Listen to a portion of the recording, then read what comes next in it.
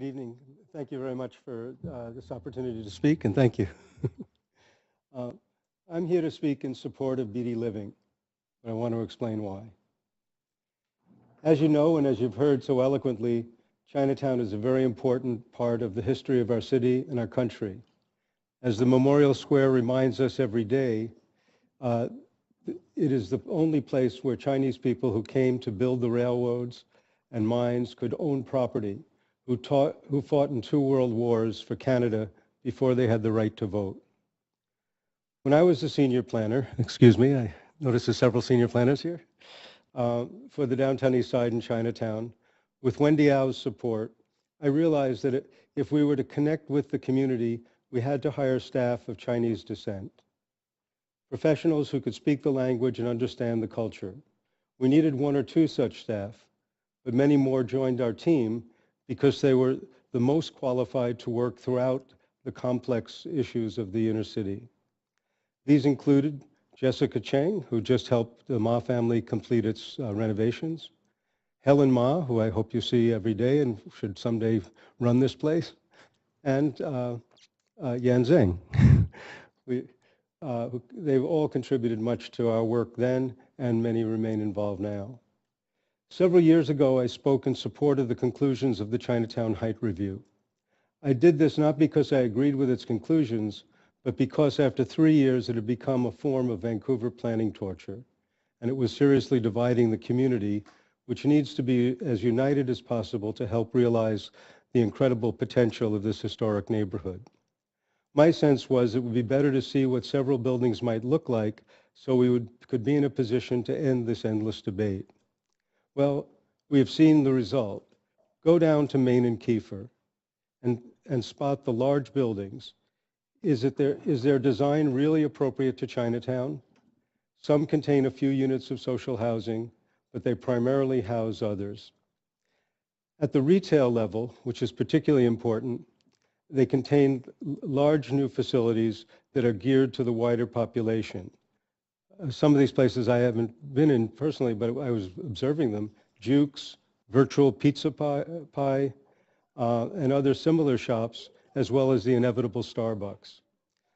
The key, in addition, as others have mentioned, this has triggered speculation and a significant increase in commercial rents in the area that has driven out the many of the culturally historic uses.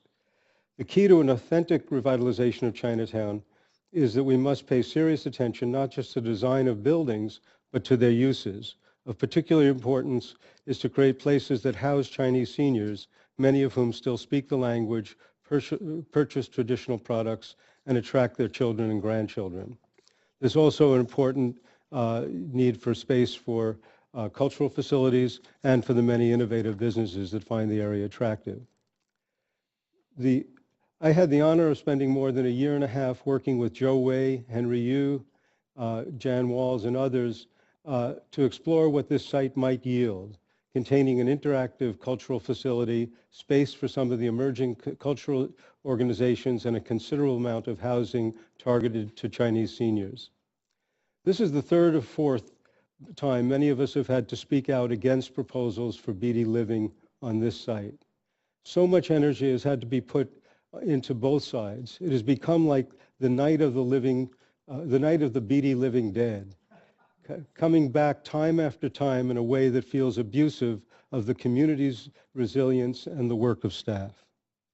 As a council, you have pursued many important initiatives. You have seriously supported reconciliation with our First Nation people, and I think that you're genuine in support of wanting to help Chinatown. In a few months, I believe you'll be asked to consider new ways of respecting the cultural of Chinatown and its revitalization, possibly to impose a freeze on rezonings and finding other ways to support this incredible neighborhood.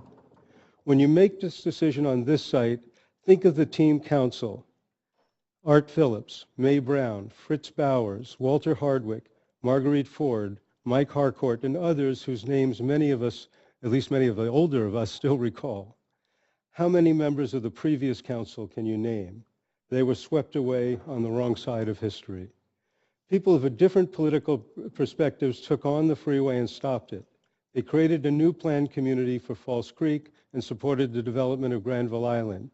They did not equivocate, as they might have, by approving one link of the freeway because the designs were completed and the funding was available and anticipating Nancy Reagan, they just said no, which is what I would ask you to do. Mr. Edelson, you're over time. One sentence more. Okay. I'm in support of BD living on a culturally appropriate site, perhaps on the Georgia Viaduct land. I suspect that if a land swap could be achieved, BD might be proud to contribute to a culturally appropriate building at 105 Keefer and end its sentence to failed proposal after failed proposal in the long night of the living BD dead. Councillor Jang has some questions for you.